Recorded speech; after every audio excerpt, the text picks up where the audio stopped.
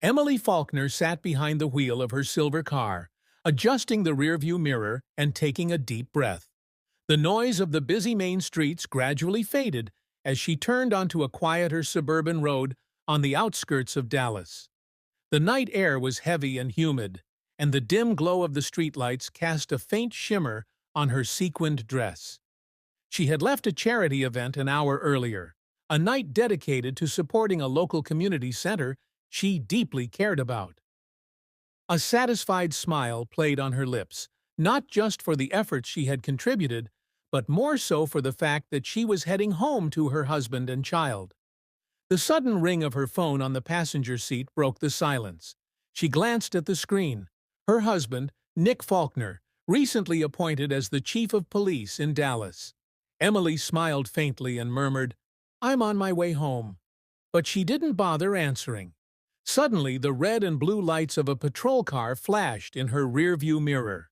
Her heart sank. She frowned and slowed down, pulling over to the side of the road. Her mind raced, trying to figure out the reason for the stop. She wasn't speeding, hadn't run a red light, and hadn't even touched her phone. She thought to herself, maybe it's just a routine check. She rolled down the window and waited as the officer approached. A tall, stern-looking man spoke in a dry, authoritative tone. "License and registration." Without hesitation, Emily handed him her documents and politely asked, "Good evening, officer. May I know why I've been pulled over?" The officer glanced at her license, then locked eyes with her. His tone remained curt and firm. "We received a report that a vehicle matching yours was seen involved in suspicious activity." Emily's heartbeat quickened. "Suspicious activity?" she repeated, keeping her voice calm and steady. The officer ignored her question and, with a sharper edge to his voice, said, "Step out of the vehicle." Emily hesitated. "I'm sorry, but I don't—" "I said, step out of the car, now!" The officer's voice turned harsh and commanding. Just then, a second patrol car pulled up behind the first. Two more officers, flashlights in hand, stepped onto the scene. Their beams cut through the night, casting long shadows. Emily's hands trembled slightly, but she steadied herself. She unbuckled her seatbelt and opened the door, keeping both hands clearly visible, just as her husband had always advised her. In a calm yet firm voice, she said, "I'm cooperating, but I'd like to know why I'm being treated this way." The officers didn't respond. One of them, without asking permission, began searching her car.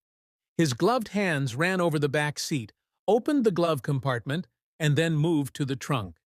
The other two officers stood close, watching her every move. Her chest tightened. She had done nothing wrong, yet the way they handled her made her feel like a dangerous criminal. She clenched her teeth, forcing herself not to show her frustration. "May I call my husband?" she asked. One officer smirked. "You can call whoever you want, after we're done here." Emily took a deep breath, lifted her chin, and remained silent. She didn't want to escalate the situation. She just hoped this nightmare would end soon. But what she didn't know was that things were about to take a far more dramatic turn. The second officer, a younger and more energetic man, took a step toward Emily Faulkner. In a formal yet curt tone, he asked, "Ma'am, do you have any weapons, drugs, or anything illegal in your vehicle?" Emily, whose patience had worn thin, responded firmly, "No, there's nothing illegal in my car. I've told you, I haven't done anything wrong. I'd appreciate it if you could explain why you're treating me this way." It was clear that her assertive response unsettled the officers even more. The older officer snapped, "We're just doing our job." Then he slammed the trunk shut. Emily glanced at her phone, still ringing on the passenger seat. Another call from Nick Faulkner. Keeping her voice controlled, she asked, "May I pick up my phone and call my husband?" The two officers exchanged a glance. One of them warned, "No sudden movements." Emily held her breath, but refused to lower her gaze. Slowly and deliberately, she reached into the car and picked up her phone.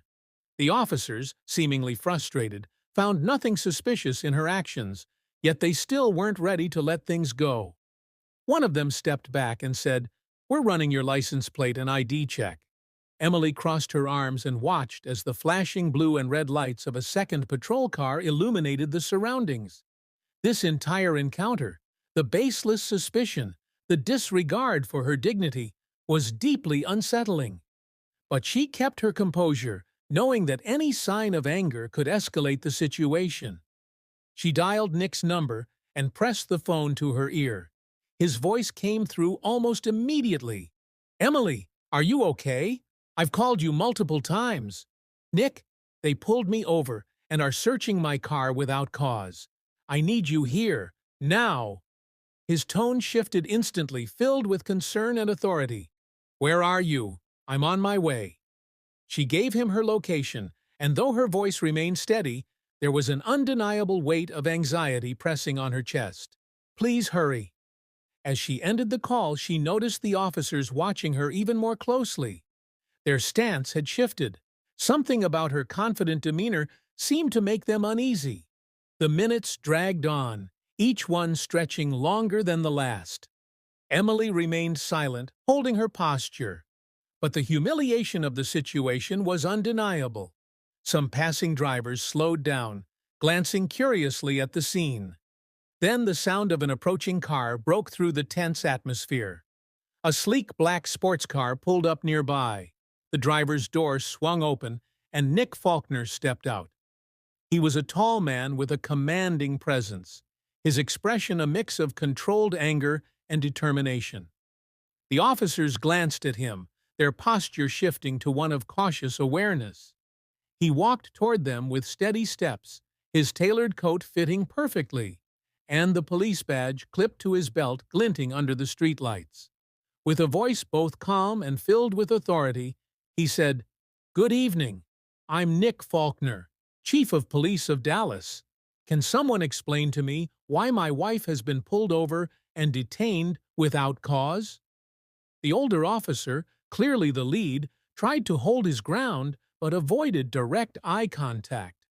"Sir, we were conducting an investigation. We received a report about a vehicle matching this description involved in suspicious activity." Nick's jaw tightened. "Suspicious activity? You're telling me that a family sedan with a well-dressed woman returning from a charity event is a criminal suspect?" The younger officer shot a nervous glance at his partner, visibly uncomfortable. The older officer cleared his throat and said, "We weren't aware of her identity, sir. We were just following protocol." Nick's response was sharp. "Protocol? Since when does police protocol include searching someone's vehicle without consent or reasonable suspicion? Did you ask for her permission?" Nick took a step closer, his presence dominating the space. The tension between him and the officers was undeniable. By now, a small crowd had gathered, some raising their phones to record the encounter. The blue and red police lights cast shifting shadows on their faces, intensifying the scene's gravity. Finally, Emily spoke, her voice quiet but resolute. "Nick, they wouldn't even let me make a phone call. From the moment they stopped me, they treated me like a criminal." Nick's expression softened for a brief moment, but he quickly regained his serious demeanor and turned to the officers. "Well, I'm waiting for your explanation. Do you realize the responsibility you're placing on this department? You're putting pressure on an innocent citizen, my wife, without any justification. This isn't just unprofessional, it's unacceptable."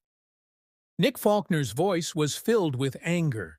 One of the officers, now visibly nervous, stammered, "We were just doing our duty, Mr. Faulkner. We didn't mean to—" Nick Faulkner cut him off. "Didn't mean to?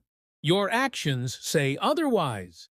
He then gestured toward the numerous cameras recording from the gathered crowd. "These videos don't lie. You'll be answering for this very soon." The officers exchanged uneasy glances, uncertain about how to proceed. The senior officer, trying to regain control of the situation, said, "Mr. Faulkner, let's remain calm. Perhaps we can sort this out at the station." Nick let out a short, humorless smile. Calm? You want calm after humiliating my wife and violating her rights? No. You'll answer for this right here in front of everyone, just like you created this disaster. By now, the crowd had grown significantly. People murmured among themselves, some unable to believe what they were witnessing. Emily Faulkner stood still, her eyes filled with both exhaustion and unwavering confidence. Nick Faulkner reached for his radio again and commanded, "Call your superior, right now." The senior officer hesitated for a moment, but ultimately reached for his radio, seemingly conceding. The tension in the air was thick, and everyone waited for the superior officer's arrival. The minutes that followed felt like hours for Nick and Emily Faulkner. More bystanders gathered around, some recording with their phones, others even live-streaming the incident. Finally, a black and white SUV pulled up at high speed. The door swung open, and out stepped Liam Walker, the chief police officer. His uniform was crisp, and his expression carried a mix of concern and confusion. Liam Walker approached the crowd, his eyes scanning the scene before settling on Nick Faulkner. "What's going on here?" Nick's voice was steady but powerful. "Your officers stopped my wife and searched her car without any legitimate reason. They failed to provide a legal justification for their actions. I'm waiting for an explanation." Liam Walker looked genuinely surprised. "Mr. Faulkner, I wasn't aware of this. What's the issue here?" Nick's tone hardened. "It doesn't matter who my wife is. Every citizen deserves respect and fair treatment. But what happened here was the complete opposite."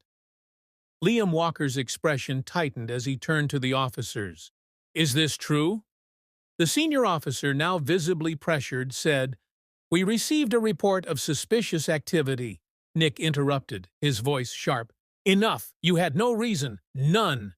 His voice rose as he stepped past the officers, closing the distance between himself and Liam Walker. "You had absolutely no right to violate someone's privacy like this. This wasn't an investigation. It was a clear abuse of power, and it needs to be addressed." The crowd murmured louder, and some even began to applaud. The public was rallying behind Nick Faulkner, their frustration evident. Liam Walker, attempting to regain control of the situation, said, "Mr. Faulkner, we will look into this." Nick's response was firm. "No, this isn't just about looking into it. This is a much bigger issue, and everyone involved needs to be held accountable." A heavy silence fell over the scene, but Nick Faulkner remained standing tall, his eyes burning with determination, while the officers and Liam Walker had nothing left to say. That night marked the beginning of a major crisis, one that neither the police officers nor anyone else had foreseen. By sunrise, footage of the previous night's encounter had spread across social media, instantly going viral. Hashtags like #Justice4 Emily quickly gained momentum, and alongside the videos, headlines emerged, casting serious doubt on the credibility of the Dallas Police Department. Emily and Nick sat together at the dining table, watching the public's reaction unfold. Emily, still exhausted from the night before, sipped her coffee, while Nick carefully scrolled through the news and comments. "I knew this would get attention," Nick said, "but I didn't expect it to blow up this much." Emily nodded in agreement. "This isn't just about us anymore, Nick. This is about the thousands of people who go through this every day but don't have a voice to speak out. They deserve justice too." Nick thought for a moment before saying, "I've spent my entire career trying to put an end to this kind of behavior, but now I realize we need to do more." Later that day, Nick and Emily attended a press conference. Standing firmly before the crowd, Nick spoke with determination. What happened last night wasn't just a violation of the law. It was a betrayal of the public's trust in the police. This cannot and will not continue. Emily also took the microphone, her voice clear and resolute. "When the police stopped me, I felt like no one saw me as a person, just a problem. But this isn't just my story. It's the story of countless others who suffer in silence. Following their statements, immediate action was taken. A full investigation into the officers' conduct was launched, leading to the resignation of several of them.